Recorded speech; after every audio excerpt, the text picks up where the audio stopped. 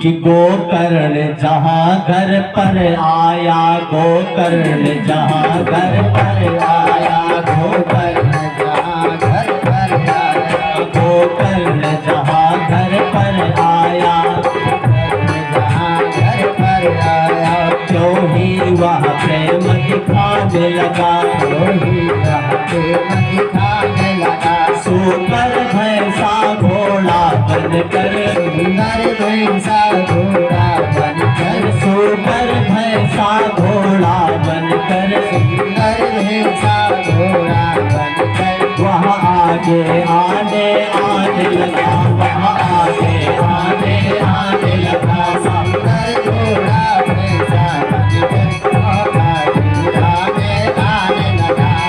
अब जब गोकर्ण जी महाराज ने देखा कि यह कोई प्रेत आत्मा है जो घोड़े ऐसे आदि के रूप में मुझे प्रेम दिखा रहा है, जतला रहा है, तो ही गोकर्ण जी महाराज ने हाथ में जल लिया, गायत्री मंत्र आदि के मंत्रों का उच्चारण किया और उस पर जो ही फेंका त्यों ही वह अपने दिव्य रूप में प्रकट हुआ, धुंधकारी के रूप में, और अपने भाई से बोलने लगा, क्या मैंने परिवार विनाश किया, मैंने परिवार विनाश किया, मैंने परिवार विनाश किया, अब तुम उद्धार करो भैया, अब तुम उद्धार करो भैया, भैया का भैया डूब रहा, भैया का भैया डूब रहा, भैया का भैया डूब रहा, भैया का भैया डूब रहा, यहाँ नैया पार करो भैया, भैया का भैया डूब रहा, नैया पार करो भैया, भैया का भैया डूब रहा, यहाँ नैया पार करो भैया, भैया का भैया डूब रहा, यहाँ नैया पार करो भैया।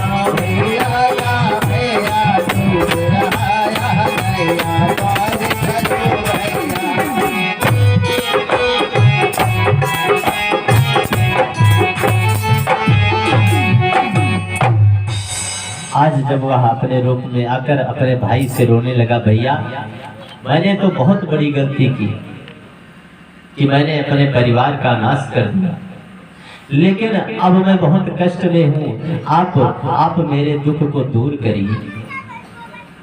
आज धुंधकारी से गोकर्ण जी कहते हैं कि भाई मैंने तो गया आदि समस्त स्थानों पर पिंड कर आया हूँ, श्राद्ध कर आया हूँ आपकी मृत्यु को समाचार सुन करके, फिर भी आपकी मुक्ति संभव नहीं, क्यों? वह बोला कि पिंडदान आदिक से तो सामान्य जीव की मुक्ति हो सकती है, सामान्य जीव की मुक्ति हो सकती है जो बड़ा सीधा साधा हो और किसी कारणवश अकारण मृत्यु को प्राप्त हो जाए, उस व्यक्ति की पिंड आदि दान करने से मुक्ति संभव हो सकती है। लेकिन मैं इतना बड़ा दुराचारी था कि पिंडदान तो मैं पा ही नहीं रहा, पहले तो मैं इस योग्य बनूं कि मुझे पिंड स्वीकार हो। दरअसल वास्तविकता में पिंड पितरों के लिए होता है, यदि कोई प्रेत तत्व में है तो पिंडदान से मुक्त नहीं हो सकता है, पहले उसके प्रेत तत्व को नष्ट करना पड़ता है, उसके लिए एक अनुष्ठान किया जाता है, पितृ गायत्री का अनुष्ठान। पहले आप उस पितृ गायत्री के अनुष्ठान को करेंगे, तब वह जो प्रेत आत्मा है वह पितर के रूप में परिवर्तित होगा, और जब वह पितर के रूप में परिवर्तित होगा तब जब हम पिंडदान आदि करेंगे उसे वो ग्रहण करेगा और गया आदि तीर्थ पर जाने से हमारे साथ में जाएगा। आप खूब गया कर लीजिए, लेकिन कोई प्रेत आत्मा है तो वो आपके साथ नहीं जाएगा, क्योंकि उसको पहले अनुष्ठान के द्वारा पितृ गायत्री का मंत्र दूसरा होता है, देवताभ्यः पित्राभस्य महायोगिभ्य एवचा नमः स्वाहाय स्वाध्याय नित्यमेव नमो नमः। इस मंत्र का जप होता है और 16 पिंडदान किए जाते हैं, विष्णु ब्रह्मा और शिव के नाम से पिंड किए जाते हैं, फिर उस प्रेत को पितर के रूप में परिवर्तित किया जाता है, तब गया ले जाने पर वह जाता है, अन्यथा जाता नहीं। वही आज गोकर्ण को बता रहा है। तब गोकर्ण जी बोले भैया कोई बात नहीं, अब मैं अवश्य ही आपके मुक्ति का कोई साधन करूंगा। गोकर्ण जी महाराज बड़े तपोबलिष्ठ थे। प्रातः होते ही उन्होंने हाथ में जल लिया, सूर्य देव को आवाहित किया, नमस्कार किया और सूर्य देव के रथ को ही रोक दिया। सूर्य देव के रथ को रोक दिया। बोले ये तो समस्त सृष्टि को देख रहे हैं, इनसे बड़ा विद्वान और मैं किसे मानूं, ये अवश्य कोई राह सुझाएंगे। उस समय यन मंडलम वेद विदोपगीतम यद्योगिनाम योग पथानुगम्यम तम सर्वदेवम प्रणमामि सूर्ये पुनातु मान्ताश्चवितुर्वरेण्यम्। भगवान सूर्य जब उनके निकट आए तब उन्होंने प्रणाम किया और जब श्री सूर्य देव जी महाराज से इन्होंने प्रश्न किया गोकर्ण जी ने कि प्रभु आप मेरे भाई के मुक्ति के हेतु कोई उपाय बताइए। तब सूर्य देव भगवान ने कहा श्रीमद् भागवतान मुक्ति सप्ताहं वचनं कुरु इति सूर्य वचः सर्वो धर्म रूपं तु विश्वता इति सूर्य वचः सर्वो धर्म रूप तु विश्वता।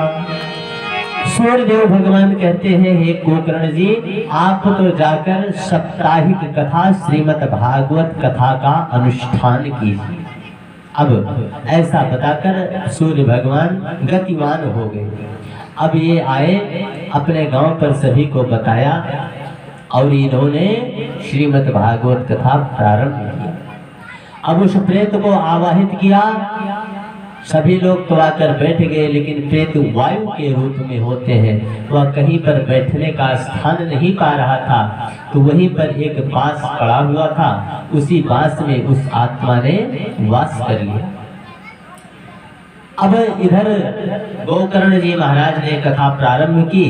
एक एक दिन जैसे बीतते गए उस कथा के प्रभाव से वह गतिमान होता गया प्रेत और एक एक गांठ बांस के गांठ को फाड़ता हुआ आगे बढ़ा। 7वें दिन जब 7वां गांठ फटा और इस कथा का समापन हुआ, तभी उस बांस में से निकला और दिव्य स्वरूप में चतुर्भुज रूप में प्रकट हुआ। बोलो श्रीमद् भागवत भगवान की जय हो, बोल वृंदावन बिहारी लाल की जय। और जैसे ही वह चतुर्भुज रूप में प्रकट हुआ, तैसे ही वहां पर एक विमान आ पहुंचा जिसमें भगवान के 2 सुंदर पार्षद जय और विजय खड़े हुए थे और उनको अपने धाम लेकर जाने लगे। जब जाने लगे धुंधकारी को लेकर, तब गोकर्ण जी महाराज ने कहा सुनो, रुको, ठहरो, क्या है?